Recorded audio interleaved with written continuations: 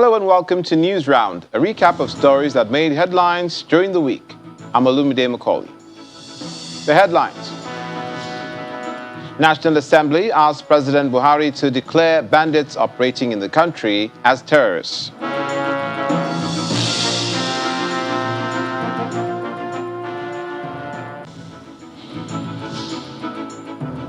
President Muhammadu Buhari assures Nigerians that current challenges facing the country will be overcome.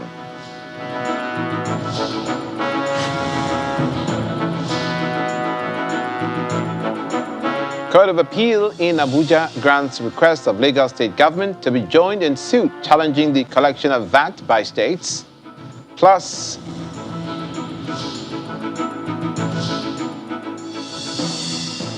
in the West African nation of Guinea, coup leaders take office as interim president. That's News Round in View.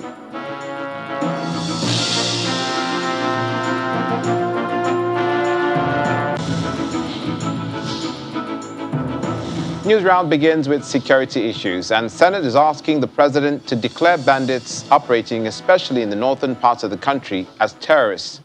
The federal lawmakers also asked President Buhari to declare all the known leadership of the bandits wanted and track them down wherever they are for arrest and prosecution. The Senate observes a minute of silence for Dr. Chike Akunyili, who was murdered in Anambra State. Dr. Chike Akunyili is the husband of former Minister of Information, Professor Dora Akunyili. May the soul of the deceased rest in perfect peace. Amen. This sets the tone as the Senate considers a motion on the rate of banditry in Sokoto State. Sponsored by the senator representing Sokoto East, Senator Ibrahim Gobir and 8 others, the motion calls on President Buhari to declare bandits as terrorists. Concerned that while the crackdown on the bandits was taking place in Zamfara State, no concerted effort or concrete measures had been taken in Sokoto State, leaving it totally exposed to the activities of the bandits. I urge the President and Commander-in-Chief to declare the bandits as terrorists and urge total war against them, including bombing all their locations to annihilate and eliminate them. Following the adoption of the motion, the Senate President reiterates the resolve of the National Assembly to appropriate more funds to tackle the menace of insecurity in the country. As leaders, we are also supposed to play our role, whether we are in the executive or the legislature or the judiciary or simply leaders. But for political leaders, we have to ensure that we keep this country united. We provide an equitable, very fair environment for every Nigerian to feel safe, to feel secured, and of course pursue his or her legal life in a way and manner that there is no encumbrance or harassment in any part of the country. The Senate also considers the request by President Muhammadu Buhari to amend the Petroleum Industry Act to reflect a balanced geographical representation in the nation's oil and gas sector. That this amendment bill will provide a sense of participation and inclusion to almost every section of the country in the decision-making of strategic institutions that manage the oil industry.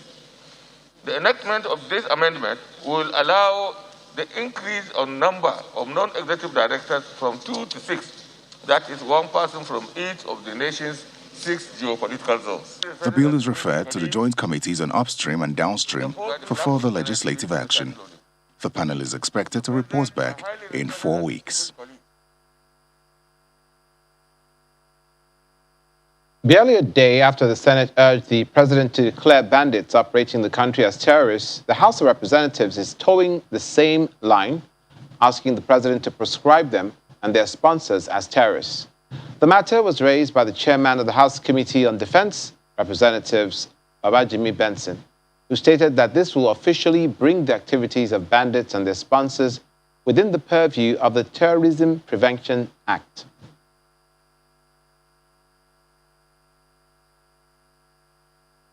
We're specific, but I guess the committees will... The Green Chamber is scanty as lawmakers settle down for the last plenary session of the week. 2 motions of urgent public importance are raised, one of which toes the line of the Senate, calling for the proscription of bandits as terrorists. This will underline the determination of the government to combat the wave of criminality and murders conducted by bandits all over the country. The declaration of bandits as terrorists can be done through a prescription order. That will serve as added impetus for our brave security personnel to redouble their efforts at dealing with this menace. With this position by both chambers of the National Assembly, it would seem that lawmakers have had it up to their necks after daily debates on issues of insecurity, especially banditry, in recent times. Meanwhile, the attention of the House is also drawn to another matter of urgent public importance on the need to investigate an alleged incessant abuse and disregard of the 2021 Appropriation Act by ministries, departments and agencies of government. Take, for instance, a project is in an agency, an MDA. Somebody goes there to say, okay, listen, I heard that 40% has been released across board. And a project that I have in this agency is not being kick-started. And the agency goes on to say, look, we have not received any money from the ministry.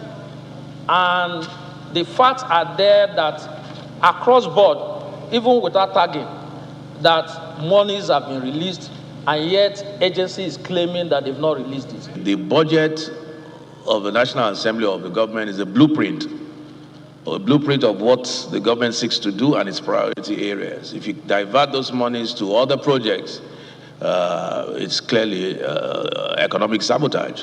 The budget will be presented in the next couple of weeks, where we're going to suspend plenary and do our work. But between now and then, we need to have a clear understanding of what has happened to this motion. The House mandates all its committees to thoroughly investigate the agencies they supervise, while also mandating its Finance and Appropriation committees to specifically liaise with the Finance Ministry to ascertain the releases to government agencies in compliance with the 2021 Appropriation Act. Terry Ikumi, Channels Television News. Away from security issues, now the country's 61st Independence Day started with President Muhammadu Buhari's speech, where he said that high-profile individuals, including a member of the National Assembly, are financing secessionist leaders such as Nnamdi Kanu and Sunday Adeyemo, otherwise called Sunday Igboho. His speech also touched on the administration's efforts to tackle the pandemic, boost agriculture, and resolve the Twitter ban. In the face of challenges confronting the country, President Muhammadu Buhari used the occasion of the nation's 61st independence anniversary to rally Nigerians to have a positive outlook and determination to make Nigeria a peaceful and prosperous nation. Through words or action. In the broadcast, he tries to highlight some of the achievements of his administration in infrastructure development while directing the Ministry of Agriculture to address the looming food crisis in the country. As our food production capacity has increased, food prices have been going up due to artificial shortages created by middlemen who have been buying and holding these essential commodities for profiteering. To address this, I am hereby directing the Ministry of Agriculture and Rural Development to rehabilitate the National Food Reserve Agency and also work with security agencies, the Nigerian Commodity Exchange, and the National Assembly to find a lasting solution to these disruptive and unpatriotic hoarding activities. This week, the National Assembly asked the president to take steps to address the security situation in the country, especially the activities of bandits. But President Buhari is concerned about the high-profile Nigerians behind some secessionists. We shall continue to work on dialogue-based solutions to address legitimate grievances. But we remain ready to take decisive actions against secessionist agitators and their sponsors who threaten our national security. The recent arrests of Nnamdi Kanu and Sunday Adeyemo and the ongoing investigations being conducted have revealed certain high-profile financiers behind these individuals. We are vigorously pursuing these financiers including one identified as a serving member of the National Assembly. The president also explains the conditions for lifting the ban on the microblogging site Twitter. Following the suspension of Twitter operations, Twitter Incorporated reached out to the federal government of Nigeria to resolve the impasse. Following the extensive engagements, the issues are being addressed, and I have directed that the suspension be lifted, but only if the conditions are met to allow our citizens continue to use the platform. President Buhari remains confident that his administration's target of lifting 100 million Nigerians out of poverty in 10 years is achievable, albeit in the face of the high inflation rate and rising unemployment figure. The tussle over the zoning for the 2023 presidential election is yet to be over, as the northern governors have resolved that there is no power shift to the south in 2023. The governors of the 19 northern states are taking the position as a direct response to their southern counterparts who demanded a power shift in 2023 to the south. It's a joint meeting of the northern governors and key traditional rulers from the northern states. And the meeting place is the government house in Kaduna State. The Sultan of Sokoto and the governor of Kaduna State raised concern over the insecurity situation in the north. And I believe we're always ready to partner. I'd like to thank some of the governors that we've known, or even all the governors who have done a lot to unravel the problem of security in our various states. Our region faces serious challenges. The economic situation in the country has affected us. The insecurity has destroyed rural economies, and many other challenges about federalism stare us in the face. After several hours of meeting behind closed doors, the governors resolved that the call by their southern counterparts that the presidency be zoned to the south is unconstitutional.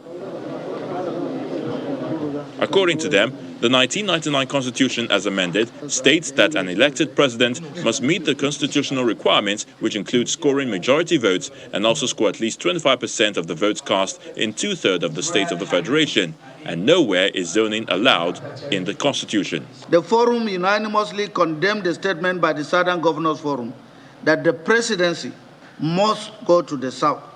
The statement is quite contradictory with the provision of the Constitution of the Federal Republic of Nigeria, 1999, as amended, that the elected president shall A, score the majority votes, B, score at least 25% of the votes cast in 2/3 states of the Federation, C, in the case of run-up, simple majority will win the election. The governors also react to the controversy on who collects value-added tax, a matter which is currently before the Supreme Court. The Northern State Governors Forum considered the ongoing national debate on collection of value-added tax, VAT. As responsible leaders, while we are concerned by the fact that the matter is sub judice, we, however, for the purposes of educating the public, make the following observations. A, the judgment of the Federal High Court calls to question the constitutionality of VAT, withholding tax, education tax, Niger Delta Development Commission, National Information Technology Development Agency, 13% derivation, National Economic Development Council, and many other currently levied and collected by the Federal Government of Nigeria and the Federal Inland Revenue Service. B, Rivers and Lagos State government had enacted their own VAT laws, and the Southern Governors Forum have expressed support for this course of action. C, VAT is being confused by these state governments as a sales tax. If every state enacted its own VAT law, multiple taxation will result in increase of prices of goods and services and collapse in interstate trade until and unless the Supreme Court pronounces judgment on the substantive matter between Rivers State and the federal government the matter is sub judice, and Northern State Governors Forum would respect this. This position conveyed by the governor of Plateau State is unanimously agreed to by the governors of the 19 northern states. It now remains to be seen how their counterparts in the south will respond to these strong views from the Northern Governors Forum. News Round continues after the break, with the Court of Appeal in Abuja granting the request of Lagos State to be joined in the suit challenging the collection of VAT by states. Stay with us.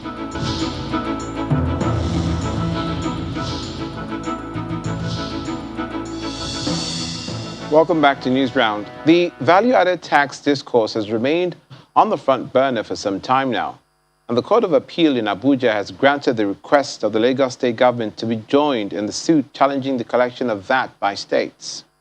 According to the presiding judge, all processes filed are to be served on the Attorney General of Lagos State.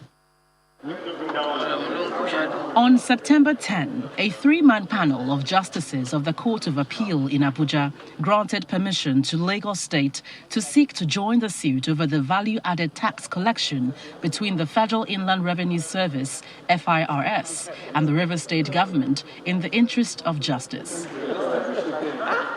In the suit, the Attorney General of Lagos State, Mr. Moyosore Onibanjo, told the panel of judges led by Justice Haruna Samani that the state would be impacted by the outcome of the appeal by FIRS. He therefore urged the court to uphold the application for joinder, arguing that the case of joinder sought to prevent multiplicity of action.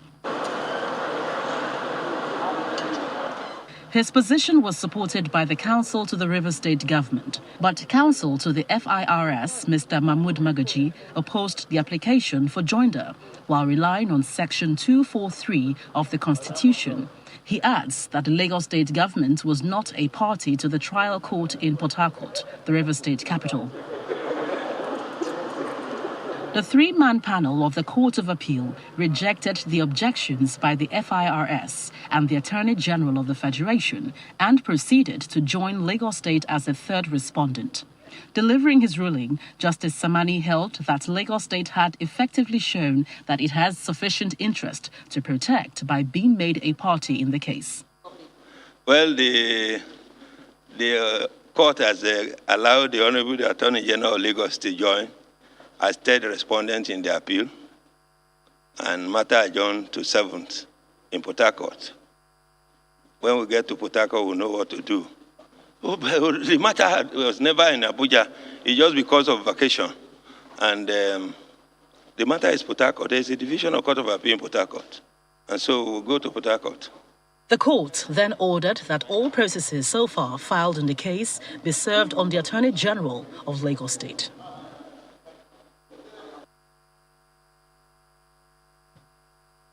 An advisory said to have emanated from the National Youth Service Corps containing security tips for Corps members is now a subject of investigation by the House of Representatives.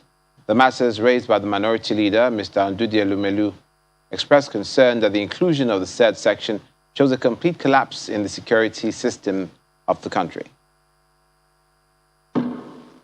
Lawmakers in the Green Chamber react to a publication in the public space allegedly linked to the National Youth Service Corps, suggesting that Corps members should prepare to pay ransom if they are kidnapped. This is the pamphlet that they are using everywhere. And the section 65 is, the heading is advisory tips to minimize being victims of kidnappers or hostage takers. 65, it says, when traveling in a high-risk roads, such as Abuja, Kaduna, Abuja, Lokoja, Okene, or Aba, Port Harcourt roads, then alert your family members, friends, and colleagues in order to have someone on hand to pay off the ransom that could be demanded. The Committee on Youth Development is then saddled with the responsibility of investigating the matter. In the meantime, the House is unhappy with the Senate on the handling of bills emanating from the House. If there is a grey area, Mr. Speaker, through which the House and the Senate have to come into those equitable and harmonious agreements, Mr. Speaker, it's the principal officers that takes care of that. And that's why we have principal officers. But stopping Senate bill I don't think there's any problem with the Senate. Nobody has any problem with the Senate. It's just important that bills that come from this House should receive the same treatment as bills that come from the Senate. I think perhaps what is going on is a problem of is an administrative problem between the administrative staff. So, Clark, I'm putting this on you. The Speaker then directs that all concurrence bills be stepped down until the matter is resolved. The House is also disturbed by the state of federal roads damaged by rainfall.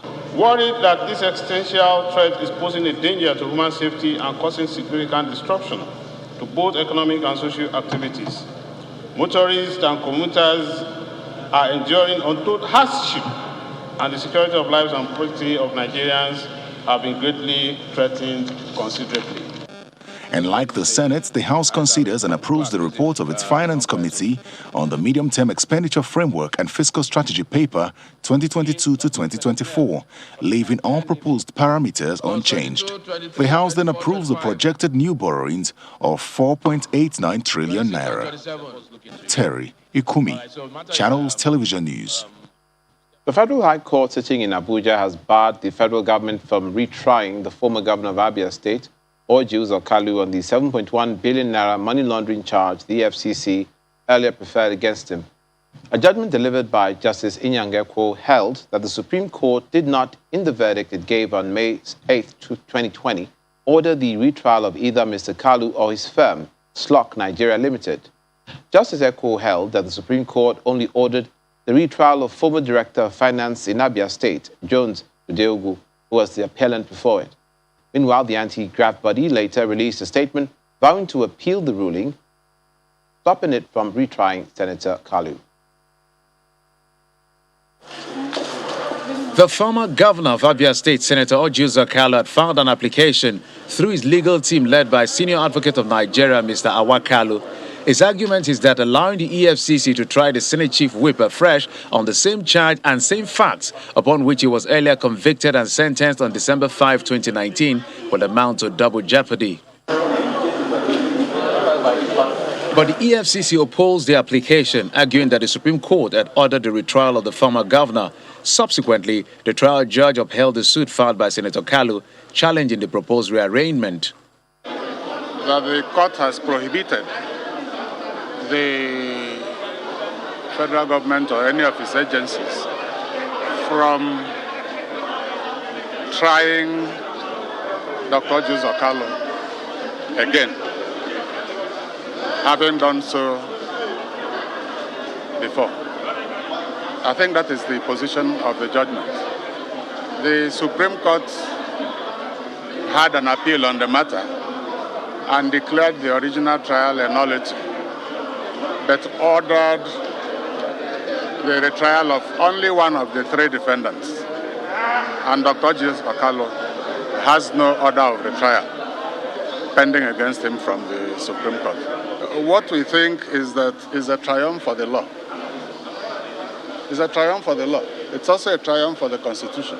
Most likely we are going to appeal, and it's that's almost certain. But we will review it, our position with our clients. By the time we review it, the position will certainly be made public. The court adjourned to January the 11th, 2022 to hear the case of the retrial of the former Director of Finance at the Abia State Government House, Mr. Jones Udeogu.